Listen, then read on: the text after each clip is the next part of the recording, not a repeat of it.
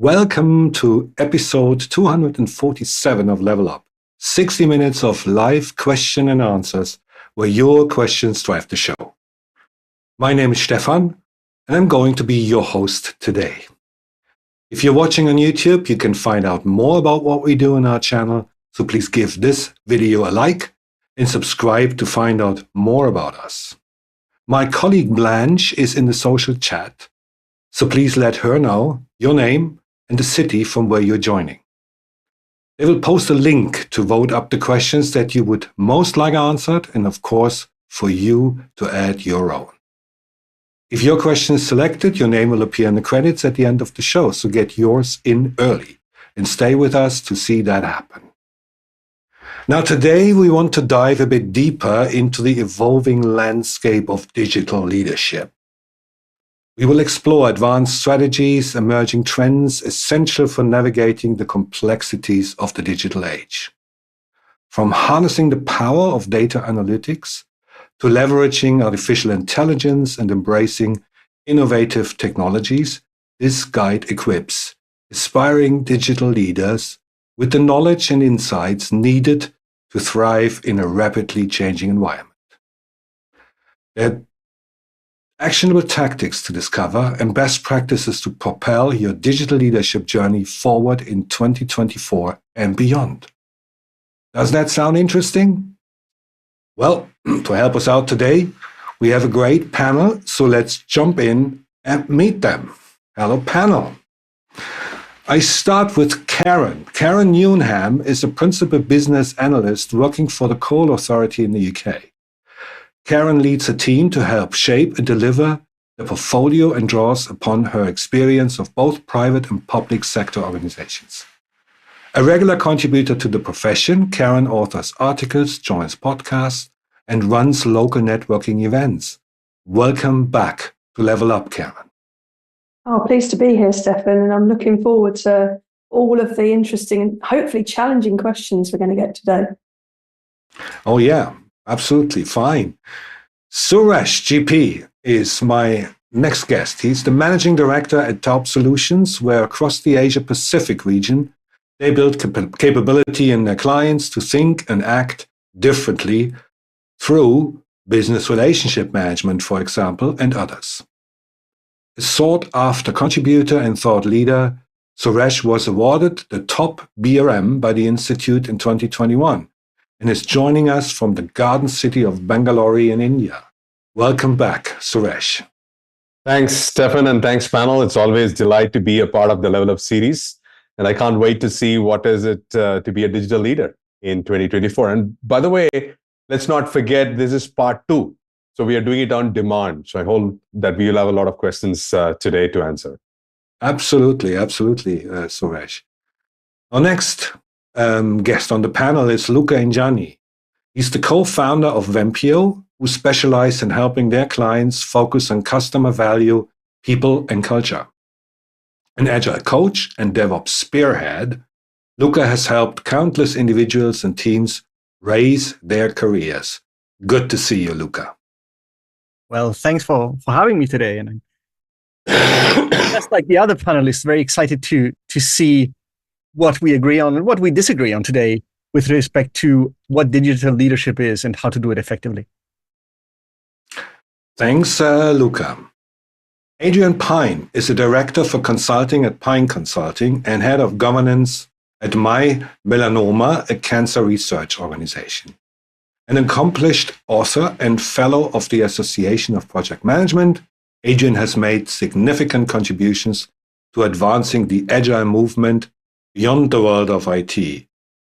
Welcome, Adrian, to London today and not to Dorset, where you usually are.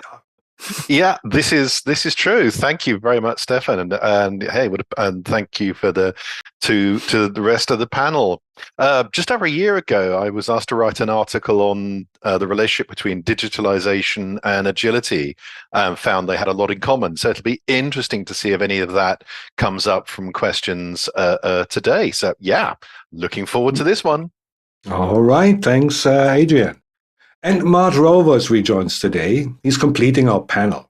Mart is the president at INTERPROM, where they focus on helping clients adopt leading practice and technologies from service and business relationship management to projects and change.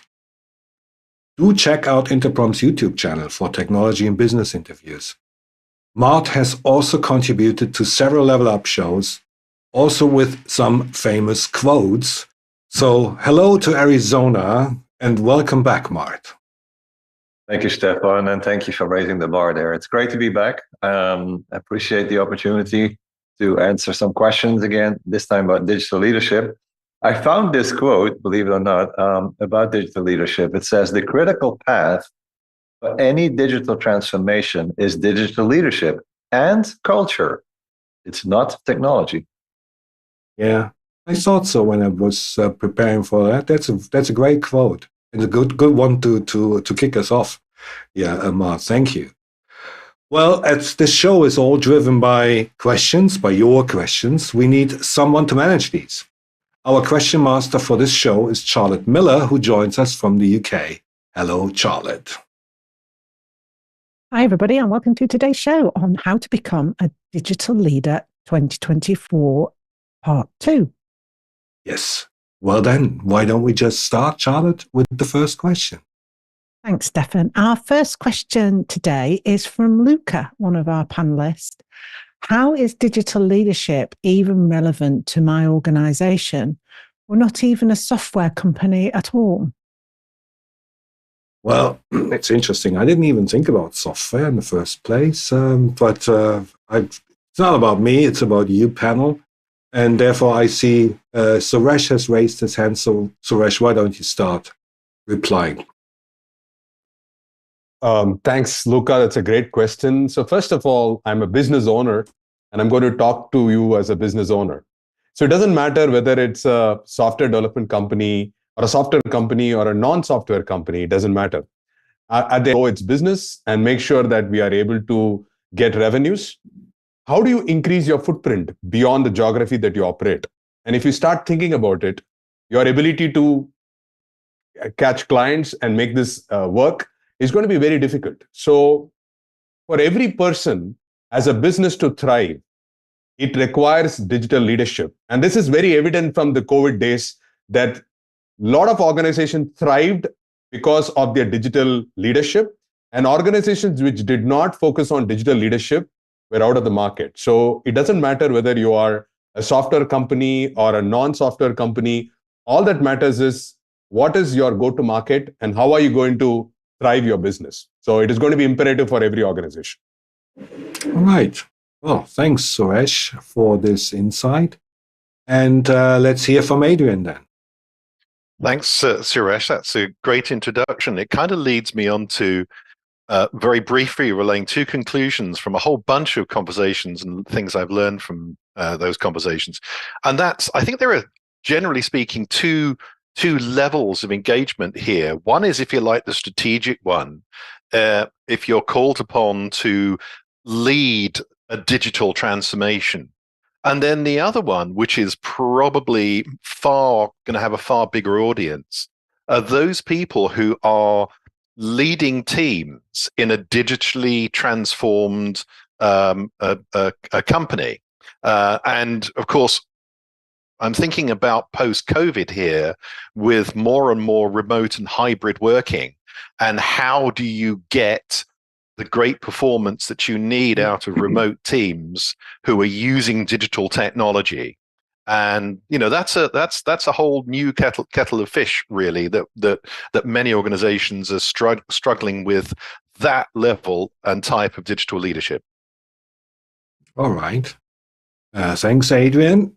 And I would like to go next to Mart, please. Thank you, Stephan. Yes, it says digital leadership, and we tend to think in terms of, oh, that's technology. That's obvious to make that connection.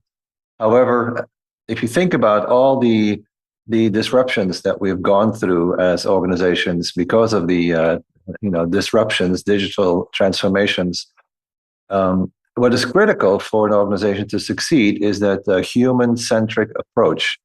And meaning, what is in it for my organization? What's in it for my customers, clients? How do I collaborate with my third parties that are part of this whole transformation?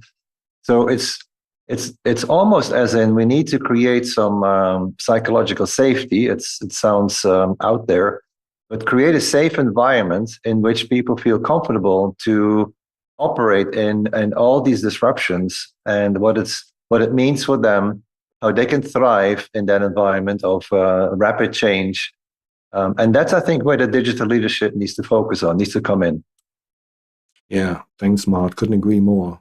Psychological safety or stability to then deal with those new technologies. I think that's very, very important. Yeah. But let's hear next from Karen.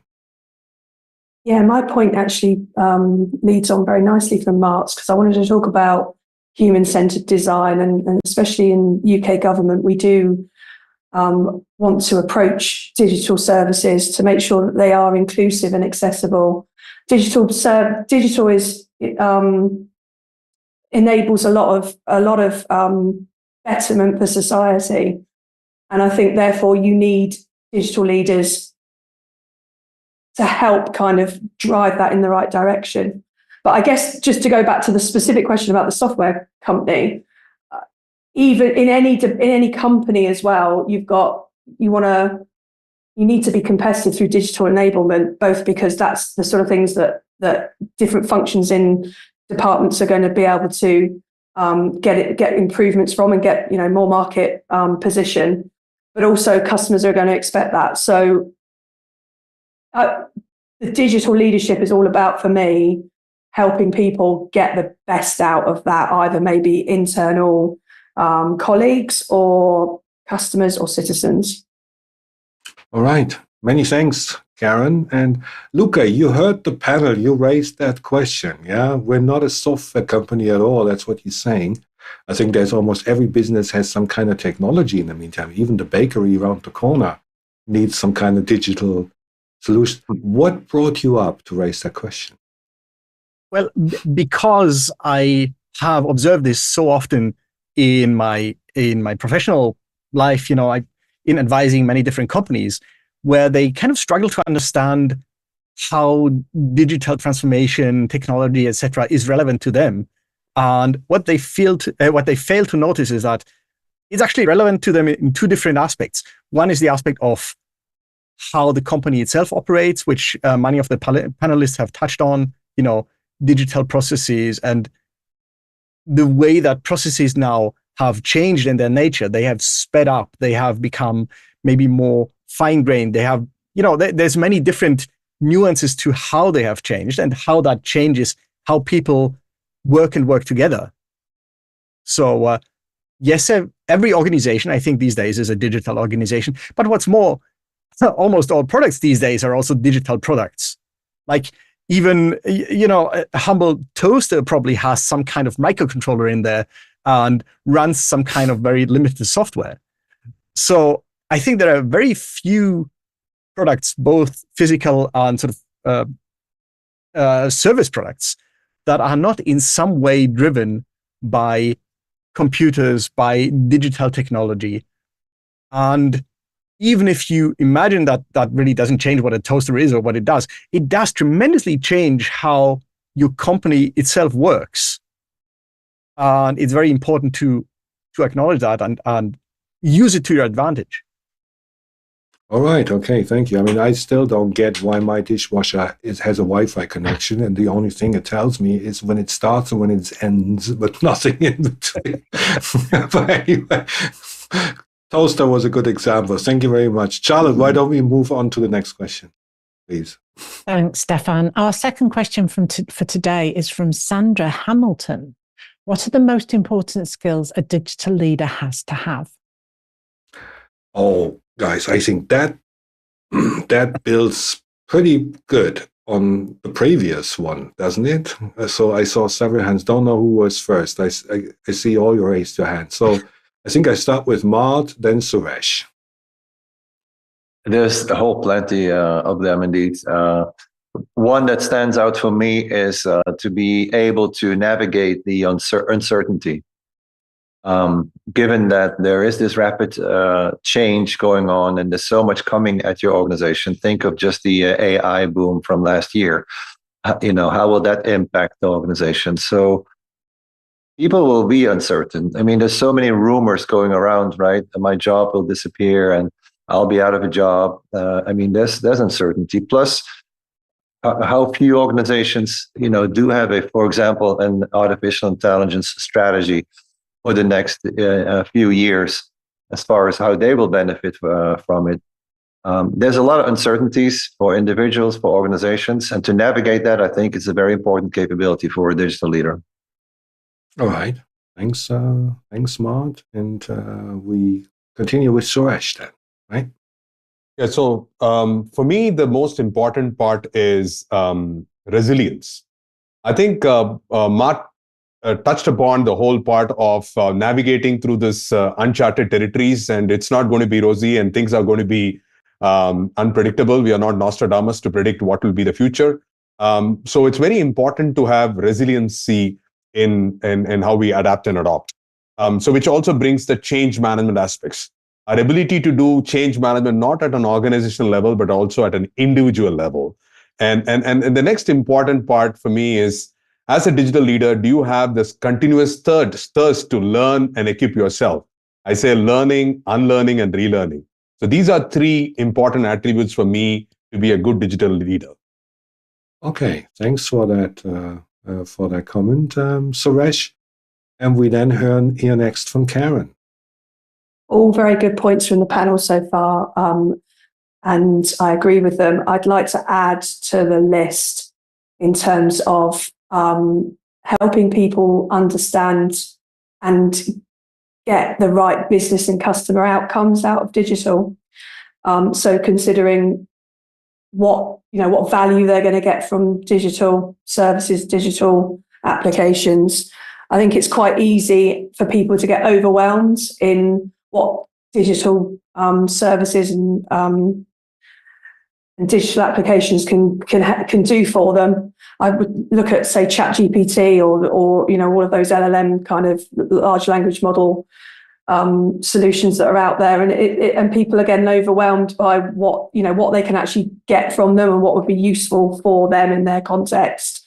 So I do think there's something about digital leadership being about helping people navigate their way through all of that and make sure that they've got their eye on the outcome, so it's not just becomes a useless tool, maybe like your dishwasher, Stephan. All right. Okay. Thank you very much. Well, then let's then hear from Luca about the skills. Yeah. So the panelists touched on very important things, such as the uncertainty that you need to deal with, and which I think grows. The demands of the market change and change more rapidly, and you just need to enable yourself to react to what you see. Enable yourself to use digital technology to iterate quickly and without a lot of undue effort and troubles to new discoveries from the market. But that also means something else. The complexity of our work increases tremendously, which means that a digital leader is maybe not the smartest person in the room anymore, is not the most, technically capable person anymore, but the person who's able to bring the best out of their entire team, enables different specialists to work together, iterate quickly, not lose sight of the bigger whole, and in this way, enable them to deliver value for the customer. I think this is what the heart of it is.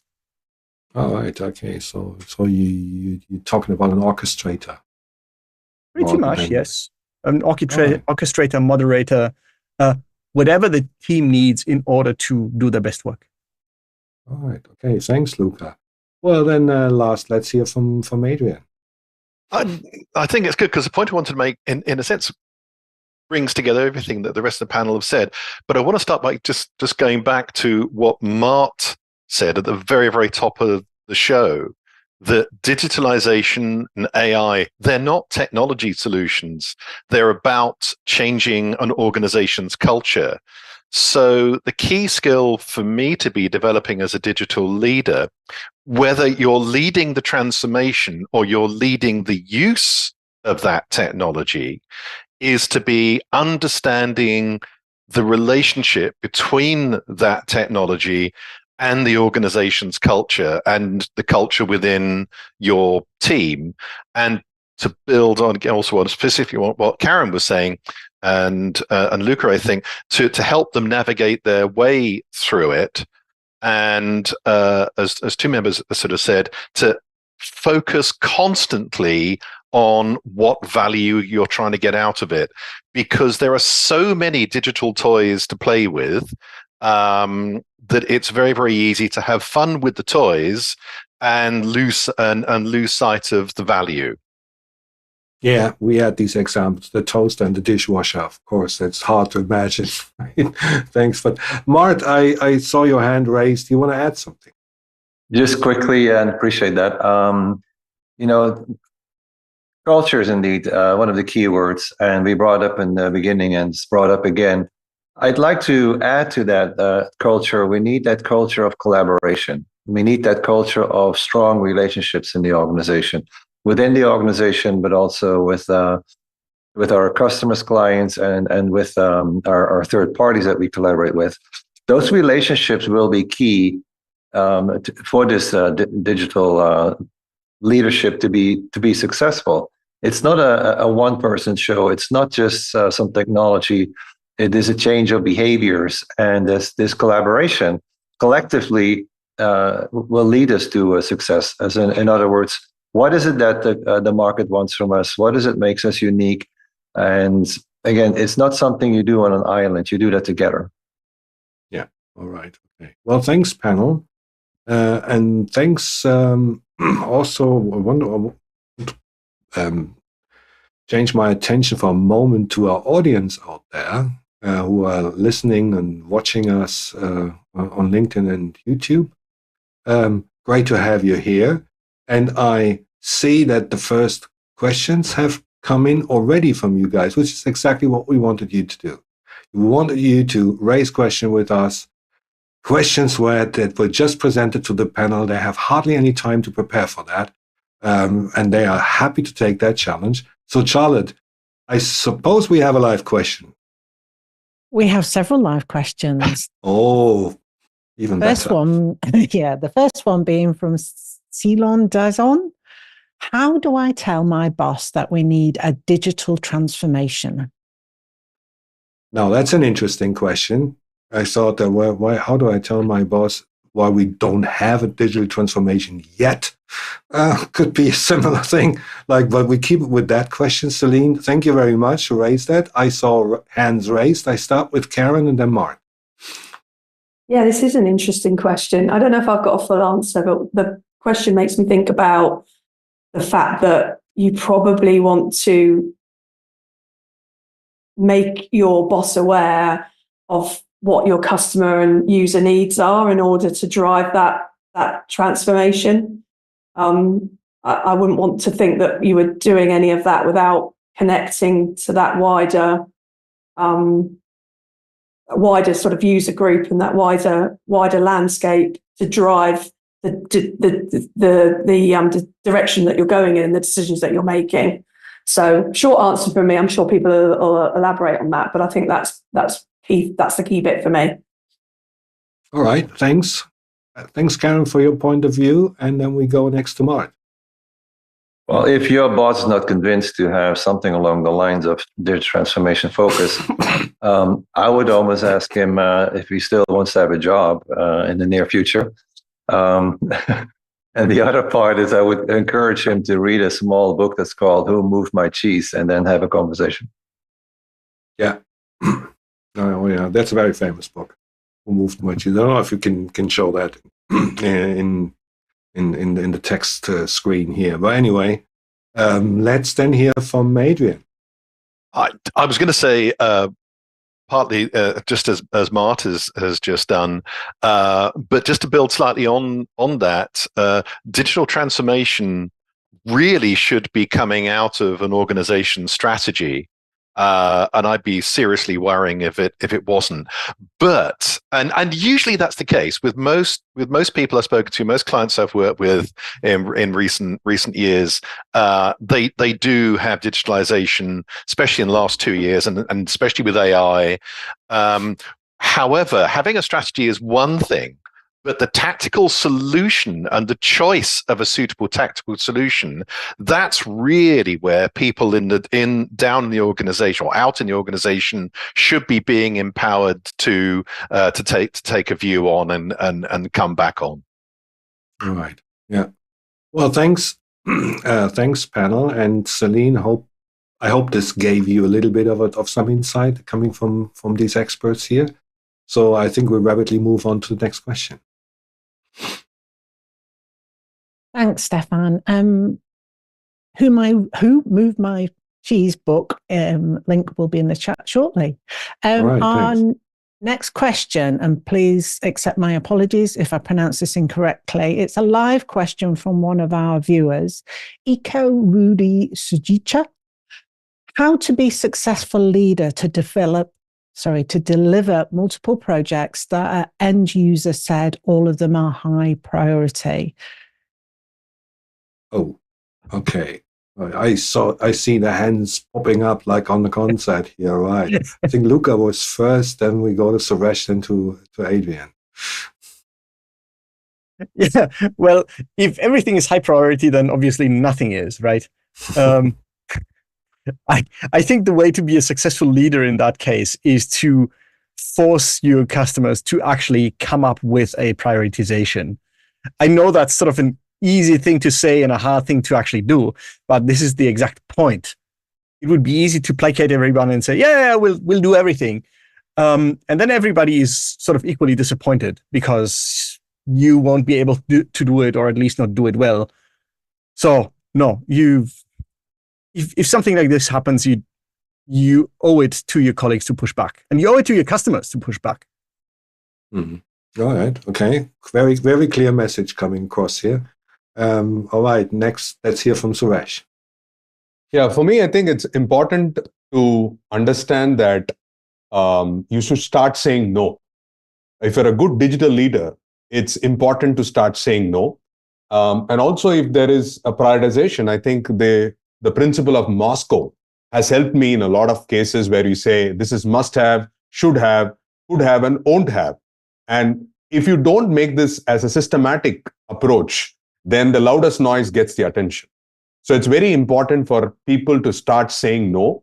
And once you start saying no, it says, what happens if I don't deliver this? What will be the impact? So I think we need to flip this question back to the customers, saying that why should we need that? What will happen if we don't have that?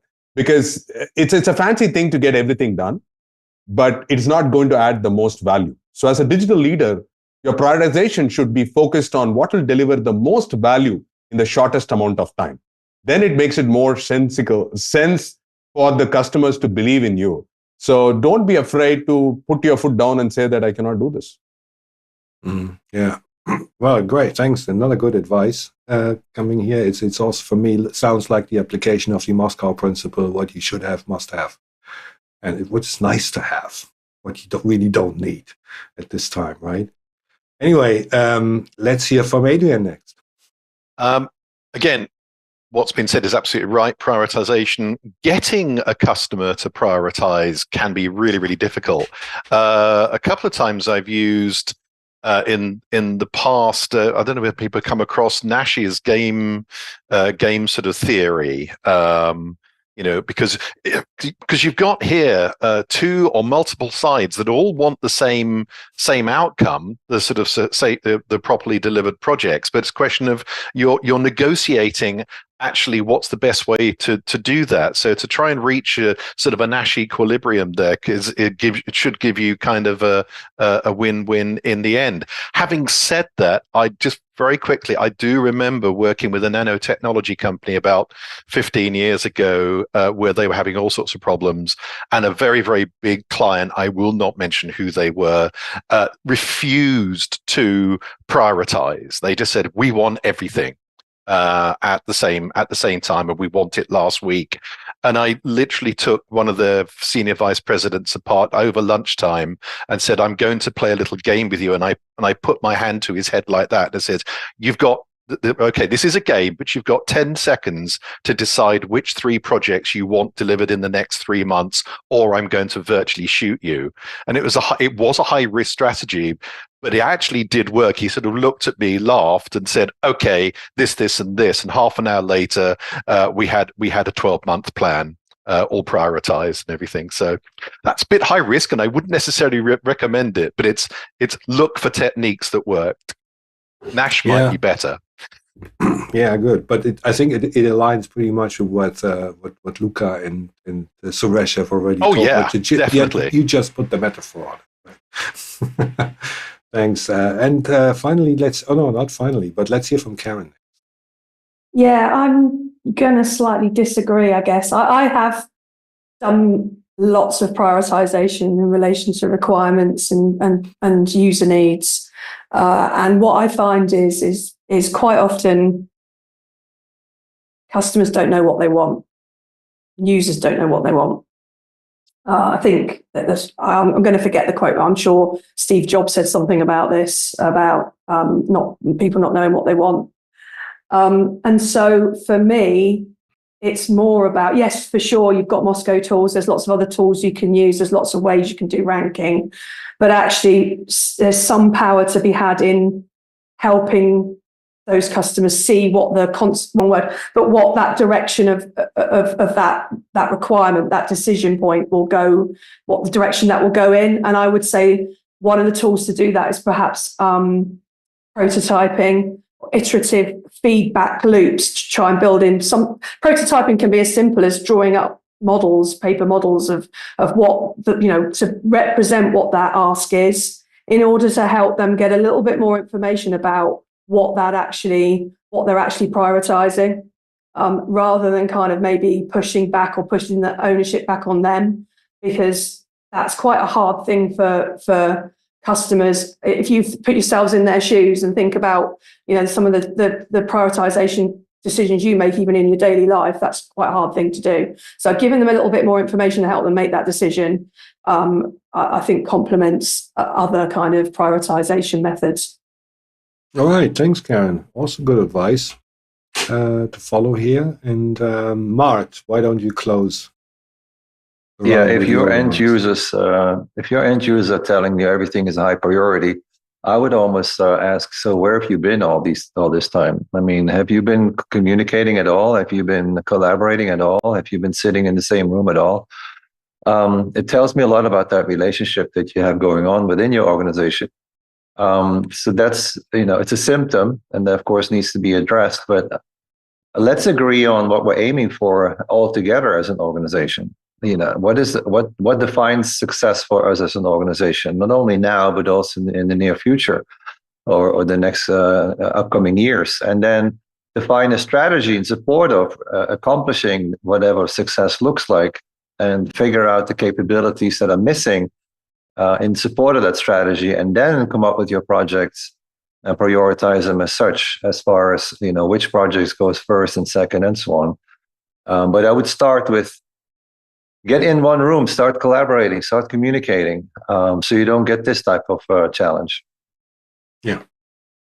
All right. Thank you very much, Mart and Eko. I hope this gave you something to take away for your very, very interesting and very important question with high priorities. All right, Charlotte, I think we have to move on. Time's running.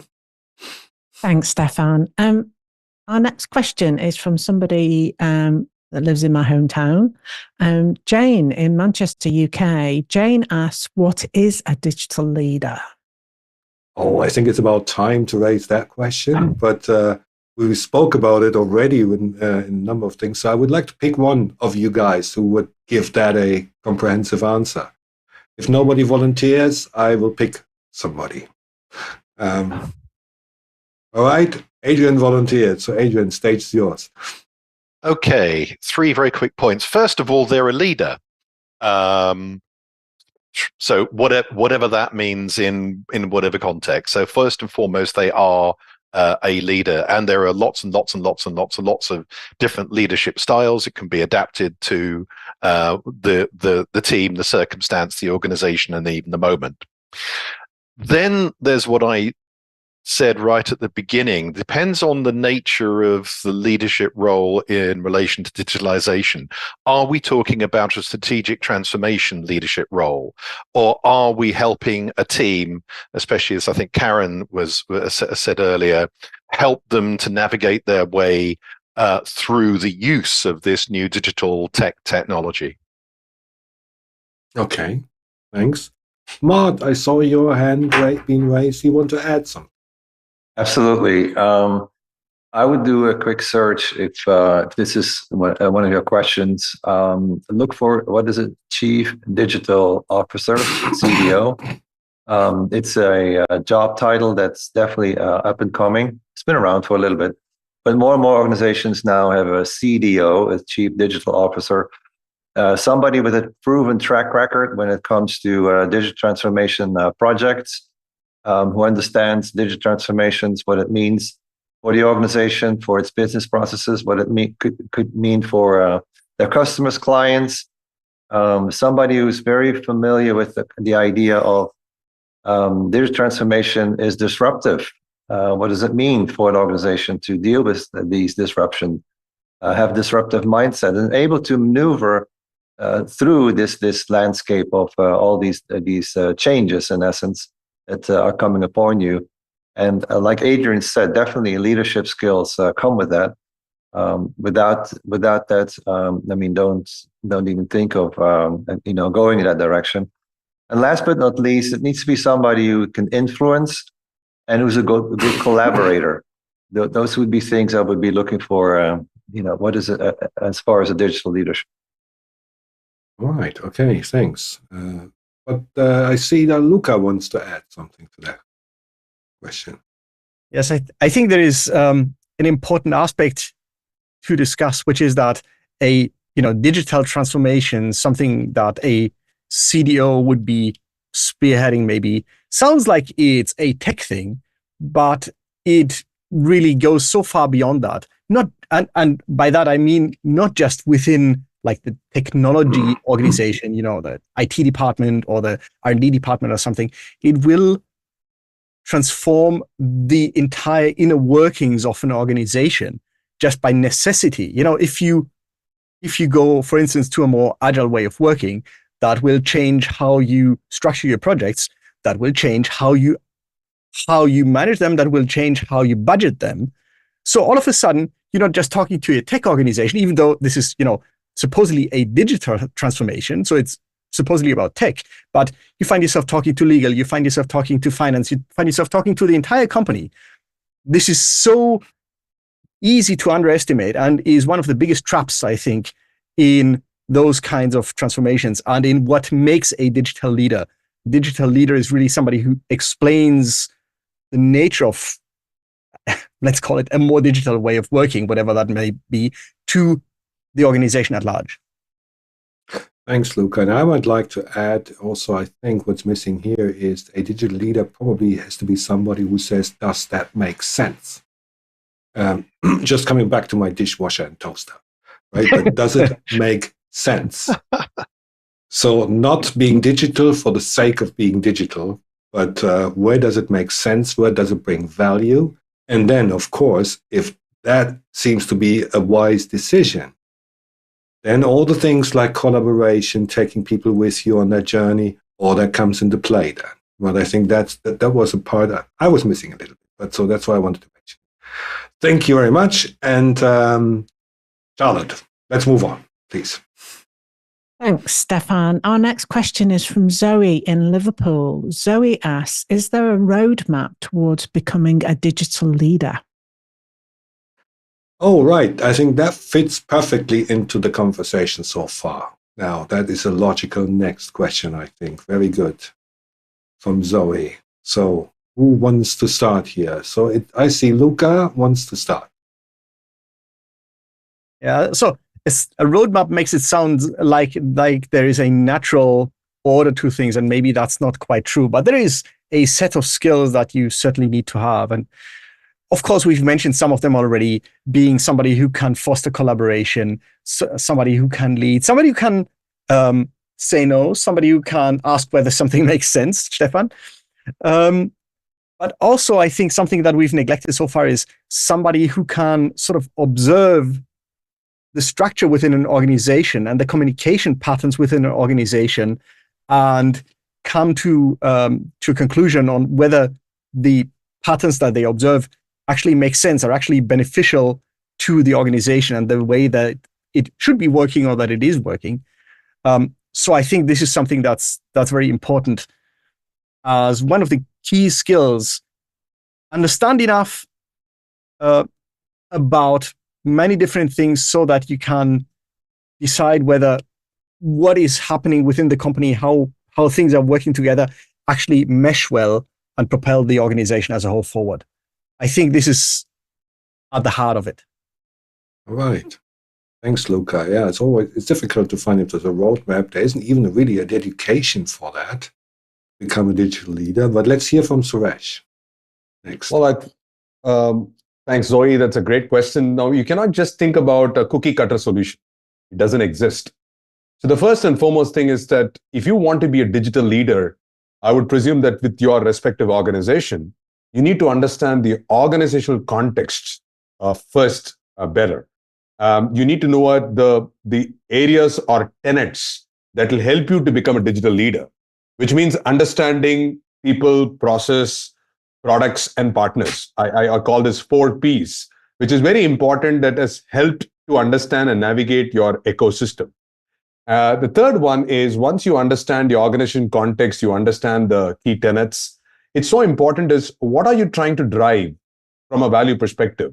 And based on that, what kind of things that you're going to orchestrate in the ecosystem. So it requires you to play a pivotal role to understand where you are in that ecosystem, how does the value chain works, and start taking a step back and saying that, what do I need to do to make this successful? Which also means that you need to learn how your different departments, functions, all of those stuff work together to finally deliver outcome. So as a digital leader, I think you need to start thinking about being fully present and understanding that each and every one's roadmap is different based on their level of acumen, appetite, and the organizational context. Mm-hmm. All right. Thanks, Suresh. And I see Adrian wants to add. Yeah, I just want to almost take the other end of the scale thing and look at the bottom-up view, and perhaps give a more slightly sort of generalistic view of roadmap towards leadership, because I think I picked up on the word sort of adaptability earlier. I've peer reviewed several hundred project professionals, and who, of course, should be leaders, and most were really great leaders. They became that through learning how to adapt how they worked into their projects, to their organizations, to the teams, and even to the moment, as I kind of said earlier. And I think that's true for a roadmap to leadership. It's learning how to adapt how you lead to different environments, different teams, even different people, and different challenges like digitalization. So if there is any kind of generic roadmap, that's one I'd go for. All right. Okay. Yeah, there's no automatism. I know it's not for leadership. Not really. All right. Thanks. Okay, Mart, please. Just quickly, first and foremost, don't be a manager, be a leader. That means you are able to also operate at these strategic levels. And second, of course, have your acumen and your credentials in the digital transformation space. And two, that I'd like to add is become really proficient in the business relationship management space and the change management space. Yeah. Yeah, absolutely. I agree with you. Great. Well, great answer, Zoe. Probably a lot to take away with or from. And I think we have to move on, Charlotte, right? Go to the next question. We have a live question that's been submitted by one of our colleagues, Shanice Mitchell-Cox. What do you see as the future trends in digital leadership? Oh, future trends.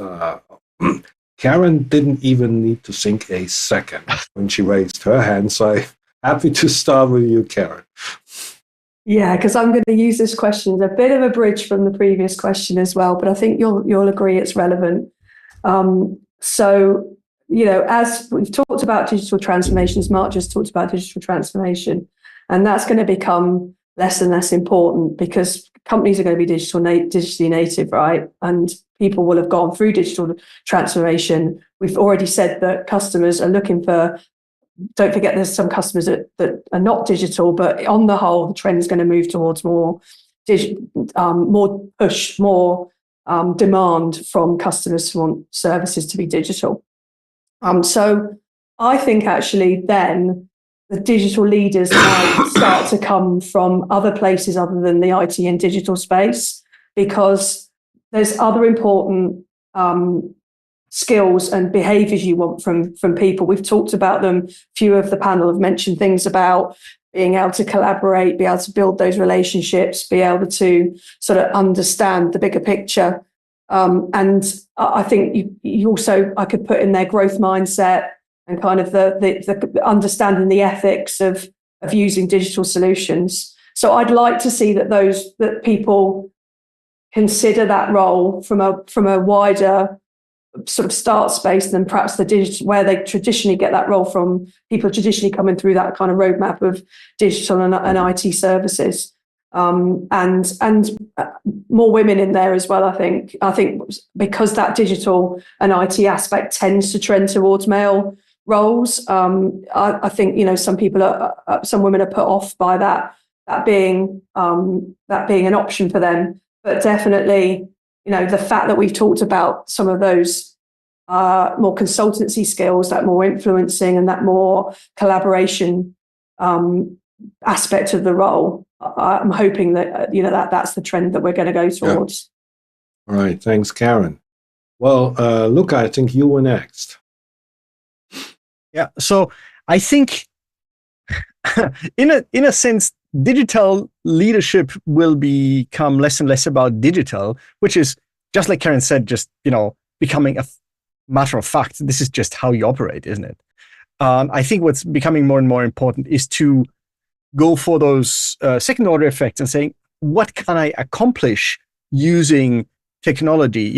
If I've got a way of speeding up the work that I'm doing, what else will that enable me to do? So I think this is one of the important aspects. The other important aspect is one that in many organizations I still find sorely lacking, which is really this focus on value, not so much on technology, on tasks, but rather on what do I actually need to deliver to my customers, and then think from the end backwards on, well, how can I harness what I have in here?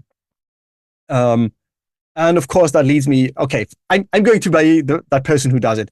That leads me to things like AI, for instance, applied judiciously. At the moment, we're in that phase where everybody kind of wants to do something, even though they don't know what to do.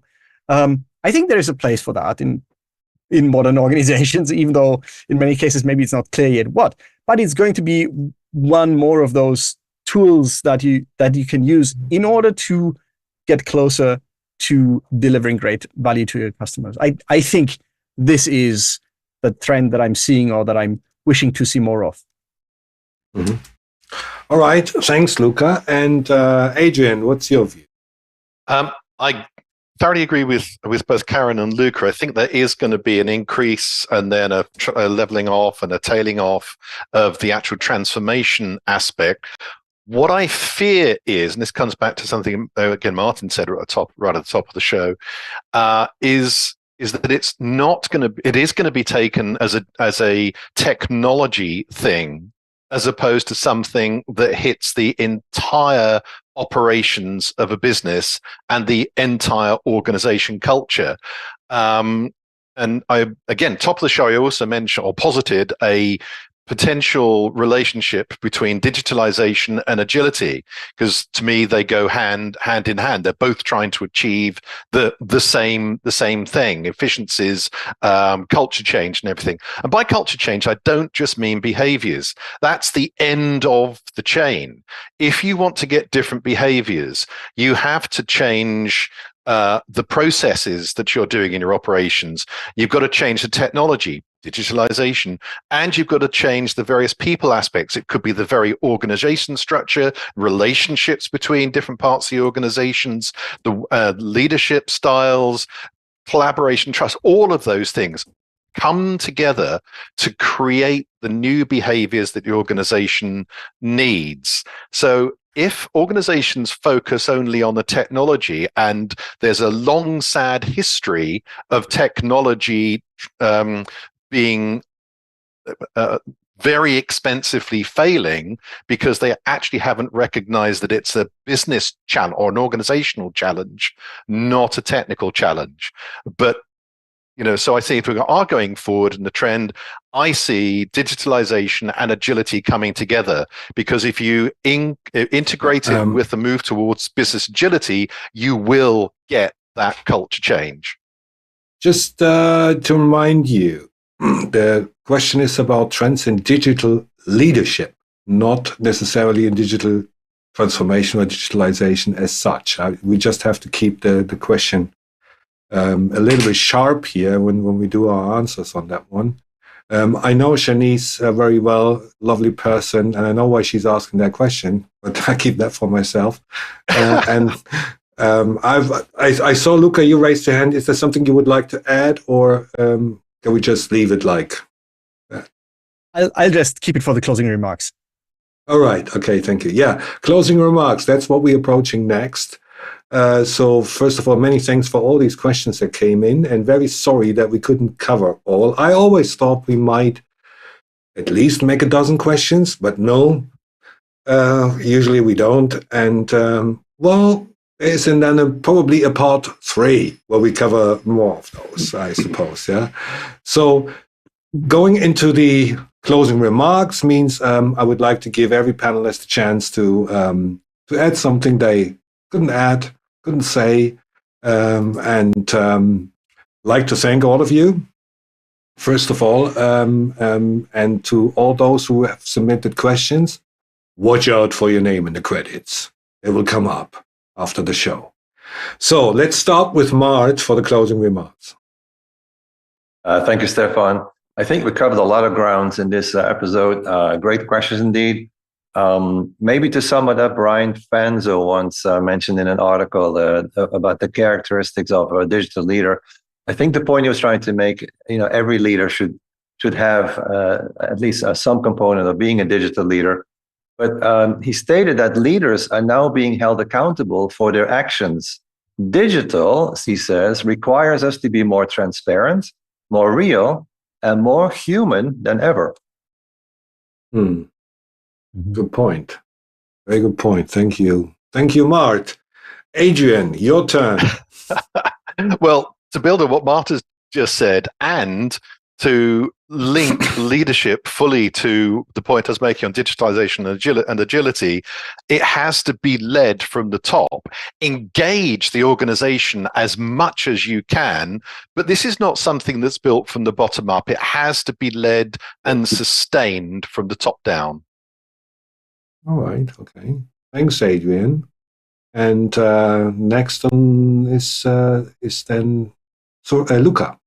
Right. Sorry, Luca. So one thing that occurred to me as I was listening to Adrian's answer to the last question was that we have been kind of missing one aspect, which is that we can't expect for change to become more of a constant in modern organizations, and to move away from, a digital transformation and, something that you do as sort of one shot, and rather move towards a model where you keep incorporating new approaches, where you keep trying out new things, where you keep adding new technologies, obviously not just for their sake, but for the sake of furthering your organization's goals. And I think this is a very important aspect of being a digital leader, moderating this change in a way that is sustainable for the entire organization and yet propels it forward. Okay, many thanks, Luca. And Suresh, how about your closing remarks? I'm reminded of a favorite quote that if you want to go faster, go alone. But if you want to go farther, you need to get along with a team. That means as a digital leader, it is absolutely imperative to be empathetic, because each and every one are not in the pace that you can think they will come up. But you need to be patient, put yourself into other shoes, carry them along, because all that matters is people will only remember how you made the difference in their lives. So you have to be patient, you have to be more empathetic, and there's no fun doing it all alone. So do it with a team, be it collaborative, and make it impactful. All right. Many thanks, Suresh. Karen, your closing remarks. I'm very pleased, Stephan, that we moved in this panel beyond the kind of technical ability of this role into the human ability, and Mart mentioned that, Adrian mentioned that, I think we've all mentioned it, and we've talked about that collaboration and relationship side of things. The other bit that I would like to mention that didn't come up is just, digital leaders remembering that we're still in a partially mixed economy in that space. We still have people that are not being able to access services digitally. And so I think part of that digital leadership is also to think about the inclusivity and the accessibility elements of digital. Very pleased that we kind of moved beyond that digital and technical space into the human aspects, because it is about that. Yeah, well said. And thank you very much, Karen. And I have to say, I enjoyed really working with these smart people here on that panel. Charlotte, wouldn't you agree? Definitely. Some amazing panel and some even more amazing questions that have been submitted. Thank you to all of you for your contributions and participation in today's episode. Being a leader, very much so, Karen, it's all about you and collaboration, communication with your team. The digital part of it is just the digital. It's just a different industry. Yeah. And besides that, it's all about leadership and power anyway. So, okay, well done, everyone. I just want to remind our audience, over on our website, you can search for answers to far more than 2,000 questions. It's a free resource, and it's connecting you with experts from around the world. If you prefer audio, you can listen to the audio versions of these shows on our preferred podcast platform. What's coming up? Well, this Monday at 8 a.m. UK time, we are looking into how to become an agile change agent. And next Friday, on the 24th of May, at 1500 Central European summertime, we will have our next Level Up show in German language, where we will talk about how to become a better project manager in 2024. We are looking forward welcoming you on the upcoming shows again. Just ask us and we will send you a personal summary of what's coming up and how you too can join us here on the panel and level up your career with APMG. Thanks to everyone. See you next time.